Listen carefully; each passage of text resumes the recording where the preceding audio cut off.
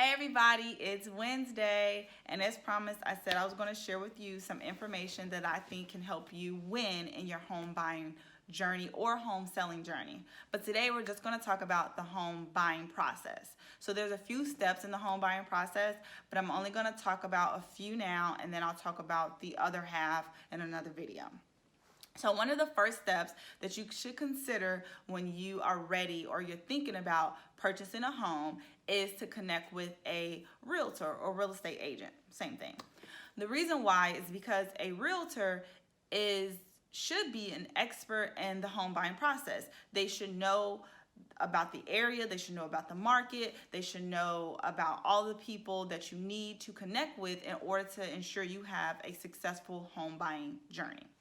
And when you do connect with a real estate agent, the agent will most likely be giving you an agency agreement, which they should not just give to you, but also read to you and let you know what the representation will look like. What does it mean for a realtor to be your specific agent? And once you understand that, you'll have a better idea of the relationship that your realtor and yourself will have.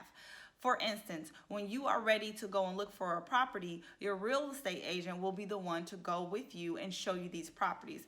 And or if you are driving around and you see a home of interest, but you don't know any information about it, you can share that information with your real estate agent, and they should be able to give you details about the property. If it's on the market, off the market, what's the price range, and things and details of that matter. So that's the first tip or step in the home buying process, is to connect with a real estate agent. The next step is to get pre-qualified. And what that means is get pre-qualified, you would need to talk to a loan officer. Now, the reason why I say step one is to talk to a real estate agent is because a real estate agent should have a pool of loan officers, attorneys, title companies, inspectors, appraisals. Well, appraisals actually come from the loan officers, but they may know some appraisers. They may even know movers. They may even know general contractors, house cleaners, etc. Because real estate agents is kind of like the bridge. They bridge you to all the other important parts of the home buying process and all the other people in the home buying process that you need to connect with. So getting pre-qualified can come after. It can also come before you meet a loan officer. Before you meet a real estate agent. But I would say meet your real estate agent first, get comfortable with them or her, and then that real estate agent should be able to connect you with a loan officer, and the loan officer can then give you a pre-approval or pre-qualification letter. Now, there's a difference between pre-qualification and pre-approval. I'll talk about that at another time, but you want to at least have a pre-approval letter because of this reason. What if you go to shop for some shoes? You're not sure if you're going to buy shoes, but you just want to go shop for some shoes. So while you're shopping for these shoes, you see the perfect pair of shoes that you always wanted. Sorry, got a little distracted. You see the perfect pair of shoes that you always wanted, so you grab those shoes and you take them to the counter knowing that you don't have a credit card or you don't have any cash to purchase these shoes. So you take them to the counter, and then the clerk says, okay, how are you paying? But you don't have any money to pay. Now you have to go put the shoes back on the shelf, the house back on the market, and somebody else comes along and they grab that same pair of shoes because, of course, they love it. If you love it, somebody else is most likely going to love it. So they grab that pair of shoes and they take it to the clerk, the checkout clerk, or the salesperson, or whatever you want to call them, and they actually have their credit card and they pay for the shoes. Now the shoes are no longer on the shelf or no longer on the market.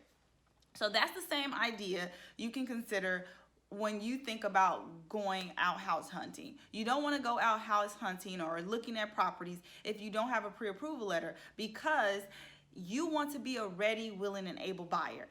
So if you're not that ready, willing, and able buyer, then somebody else will be that ready, willing, and able buyer. So that's why it's important for you to have a pre-qualification or pre-approval letter before you start going out to look at homes with your real estate agent. Okay, so first things first, connect with a realtor, real estate agent. Then you want to connect with a loan officer, which your real estate agent should be able to connect you with. And the reason why you're connecting with a loan officer is because you want to get a pre-qualification or a pre-approval letter. Then once you have that pre-qualification, now it's time for the fun step in this is making your wish list. What kind of home do you want to live in? What area do you want to live in?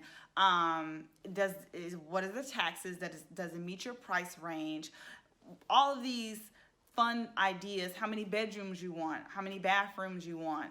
Do you want a basement? Do you want a garage? Or are you looking for a condo? There's so many different avenues to think about when it comes to your wish list, and it is more fun to create the wish list once you have a pre-approval, because you know what's your buying power and you know how to stay within that element. And then of course your real estate agent can help you guide you through and fine-tune your wish list. So that's the next thing. You got your real estate agent, you got your loan officer with your pre-approval letter, and now you have your wish list. So now you can go out and start looking at houses, which could be fun. Maybe it could be a little stressful because you have to schedule all these appointments for these showings, and you're going out, driving around in traffic, looking at these homes. Sometimes you may fall in love with them, sometimes you may not.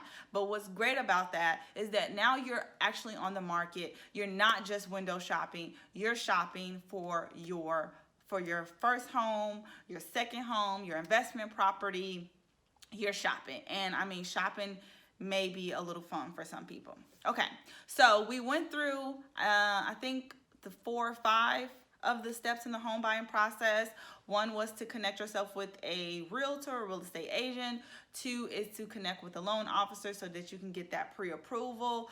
3 is to make your wish list so that you can know what you are going to be looking at. And so your real estate agent can schedule those showings. And then 4th is to actually go out and start looking at properties. So we will finish up on the home buying process in the next video and get you ready to win in the home buying journey. All right, thanks for tuning in. If y'all have any questions, be sure to call, text, or email me and or DM me. My number is 708-214-3923. My email is arshay@arshayfeon.com. I look forward to helping you guys in the home buying process. All right, toodles. Bye. Talk to y'all later.